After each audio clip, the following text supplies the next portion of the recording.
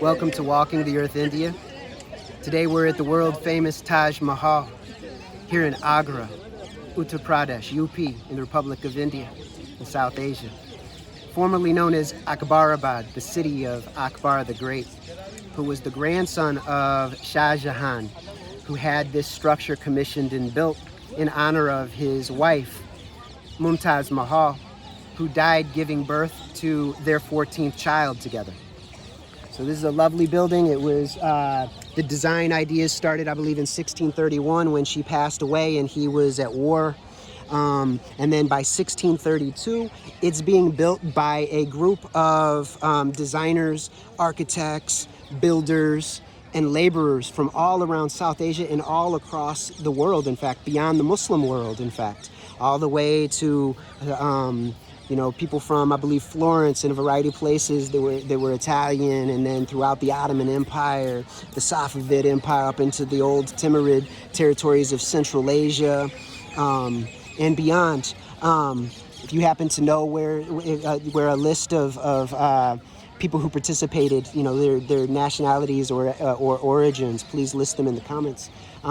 We've got eagles and parakeets and pigeons flying around, enjoying the evening at around sunset here in moving into late September as the monsoons have been ending. It's a very lovely structure. So let's go ahead and briefly think about tombs of the Mughals. Typically, when you read historical accounts, there are 6 great Mughal emperors that are listed, and then some characters, some historical figures within their family lineages that are associated. So, first you've got, and the Mughals, they begin, they are descendants of Genghis Khan, so through the Mongols, that's where we get the word Mughal, from the Mongol, and from Turkic dynasties. So they were also descended from Timur the Lame, Tamerlane, who was basically a scourge of God upon Muslims and non-Muslims alike. It was estimated that he killed, somewhere between 5 and 15% of the world's population during his time. He's a complex figure. He was a great warrior, a great tactician and strategy master. He was also a patron of the arts. He was a patron of the Sufis. I believe he was in the Naqshbandi order, is what I've heard. And he built beautiful structures in Central Asia and what's now Uzbekistan. And then his children and grandchildren also continued his legacy, including Babur.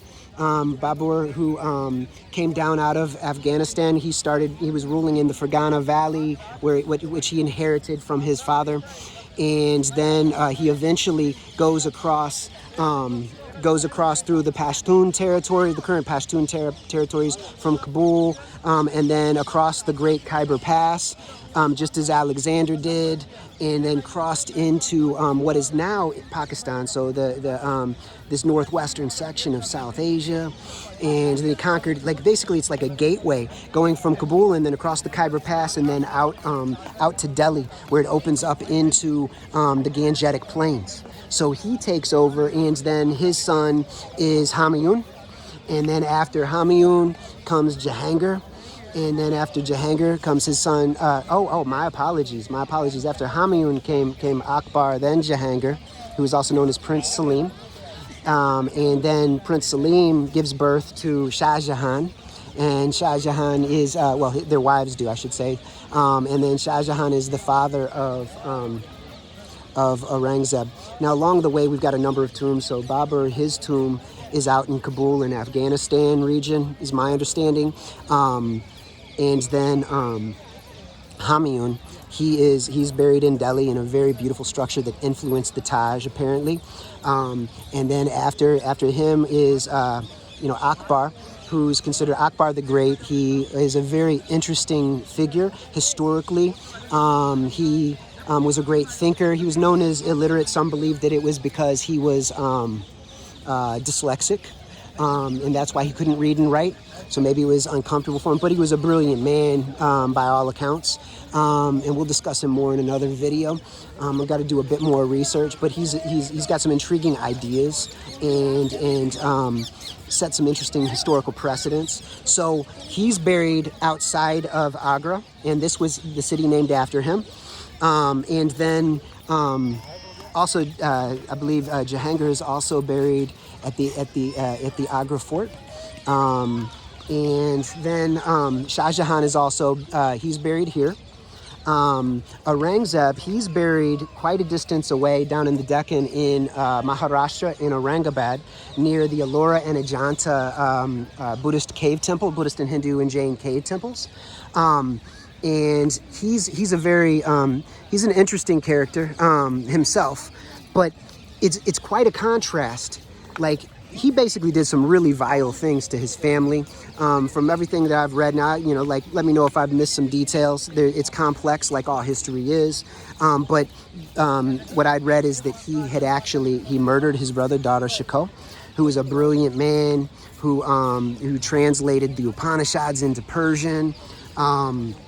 Because apparently the Mughal emperors, they not only studied with Arabic and Persian scholars in the Islamic sciences, but they also studied with traditional Brahmanic scholars within the Vedantic and Upanishadic traditions.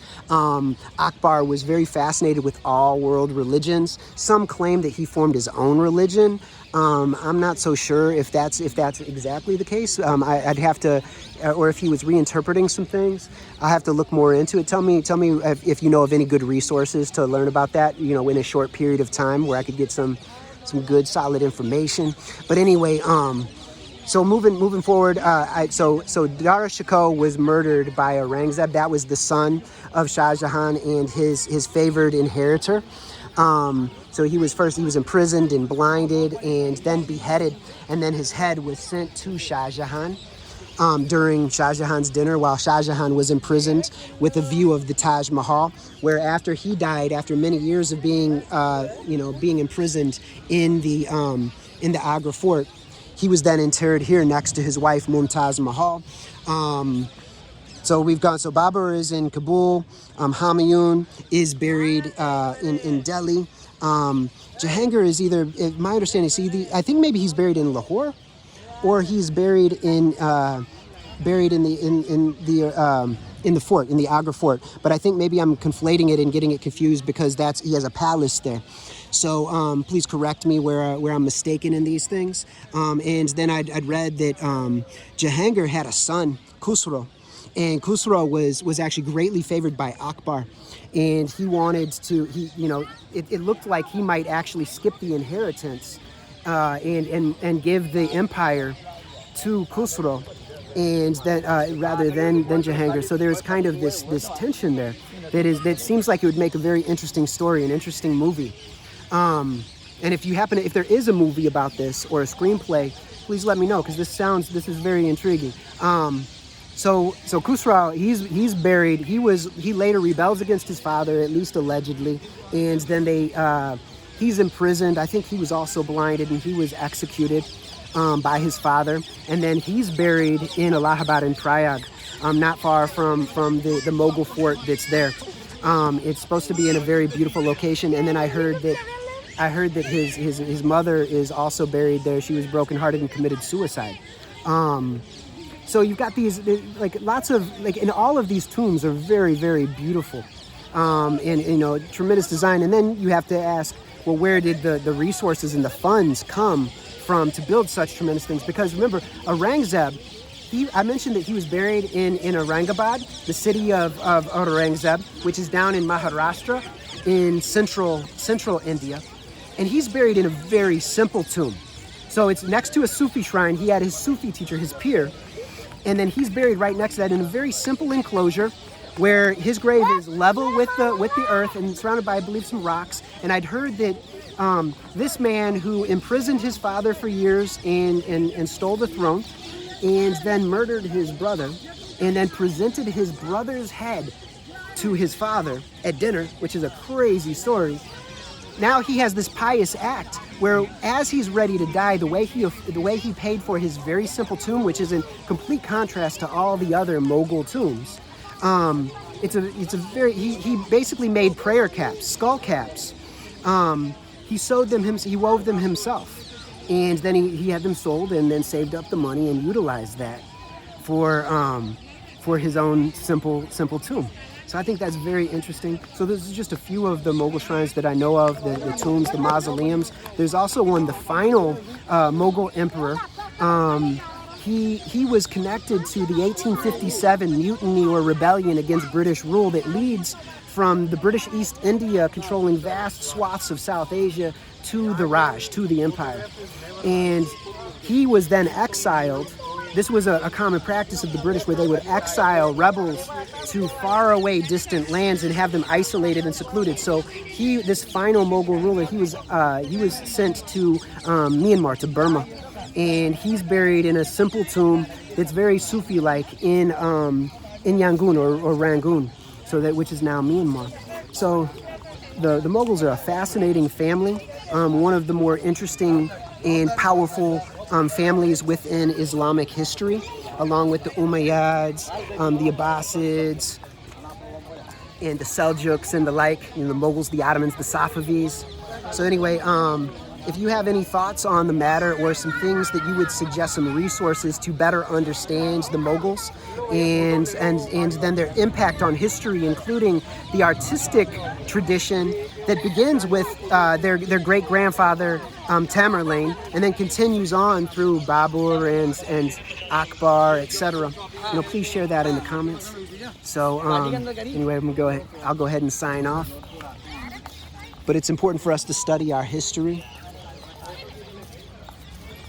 and to learn the lessons therefrom.